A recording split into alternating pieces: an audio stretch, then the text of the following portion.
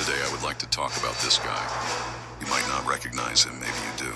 But this guy is the president of a little country called El Salvador. President Nayib Bukele. Now, a lot of people might be a little controversial of this president right now because of his negotiations with Donald Trump. But to me, he is still one of the greatest presidents in the world right now. Now imagine it's the 1980s. You're living in El Salvador and you go through a 12-year brutal, violent war, not knowing every single day if you're going to make it to the next. And then right after the 12-year civil war, there's a different threat. A threat of the gangs. MS-13, if you were a business owner, they would charge you tax for having that business on a daily basis.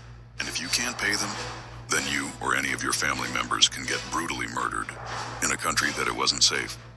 And it was named the most violent and most crime-infested country in the world at one point, but then Nayib Bukele came, and he put a stop to everything.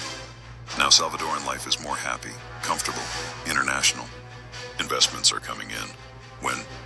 But there's a lot of critiques from other countries that are saying that he's a dictator and that he's a bad guy, but ask any Salvadorian what they think about Nayib Bukele, and they will tell you he is an awesome guy and he's going to go down in the history books as one of the best presidents in the world on this time and this day and age. See, the difference between the United States politics, aka Donald Trump, and the Salvadorian president, even though they're doing business, is that Nayib Bukele, everything he does, everything he says is for the well-being and the protection of his country and his country's citizens. Now Donald Trump is trying to be like Bukele, but he can't quite pull it off. And there's several factors why he can't pull it off. First of all, this country in the United States is not going through the same situations as El Salvador has been going through for the past couple of decades. Plus, here in the United States, we do not need a Nayib Bukele because it would not work here.